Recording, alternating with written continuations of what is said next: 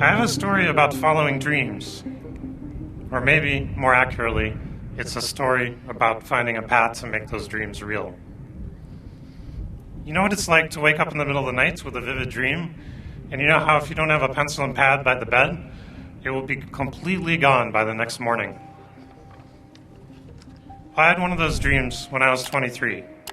When I suddenly woke up, I was thinking, what if we could download the whole web and just keep the links? And I grabbed a pen and started writing. Sometimes it's important to wake up and stop dreaming. I spent the middle of that night scribbling out the details and convincing myself it would work. Soon after, I told my advisor, Terry Winograd, it would take a couple of weeks for me to download the web. He nodded knowingly, fully aware it would take much longer, but wise enough not to tell me. The optimism of youth is often underrated. Amazingly, at that time, I had no thoughts of building a search engine. The idea wasn't even on the radar. But much later, we happened upon a better way of ranking, and we made a really great search engine, and Google was born. When a really great dream shows up, grab it.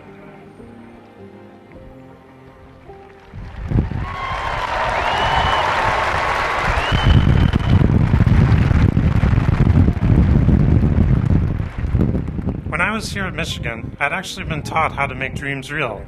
I know it sounds funny, but that is what I learned in a summer camp converted into a training program called Leader Shape. Yeah, we got a few out there. Their slogan is to have a healthy disregard for the impossible. That program encouraged me to pursue a crazy idea at the time. I wanted to build a personal rapid transit system on campus to replace the buses. Yeah, you're still working on that, I hear. It was a futuristic way of solving our transportation problem. I still think a lot about transportation. You never lose a dream. It just incubates as a hobby. Many things people labor hard to do now, like cooking, cleaning, and driving, will require much less human time in the future.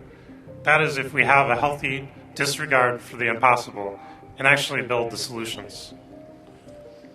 I think it is often easier to make progress on mega ambitious dreams. I know that sounds completely nuts, but since no one else is crazy enough to do it, you have little competition. In fact, there are so few people this crazy that I feel like I know them all by first name. They all travel as if they are pack dogs, and they stick to each other like glue. The best people want to work on the big challenges. That is what happened with Google. Our mission is to organize the world's information and make it universally accessible and useful. How can that not get you excited? But we almost didn't start Google, actually, because my co-founder Sergey and I were too worried about dropping out of the PhD program. None of you have that issue, it seems. You are probably on the right track if you feel like a sidewalk worm during a rainstorm. That is about how we felt after we maxed out 3 credit cards buying hard disks off the back of a truck. That was actually the first hardware for Google.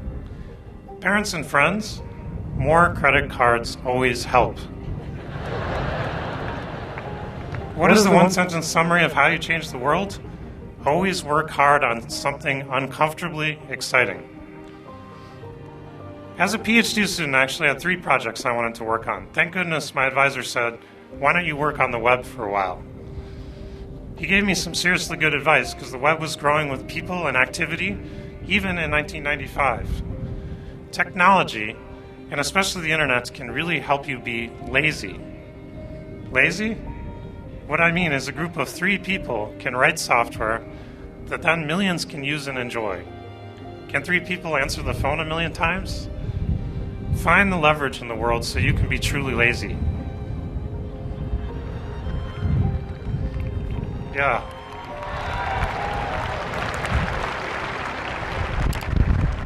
Overall, I know it seems like the world is crumbling out there. It's actually a great time in your life to get a little crazy, follow your curiosity, and be ambitious about it. Don't give up on your dream. The world needs you all.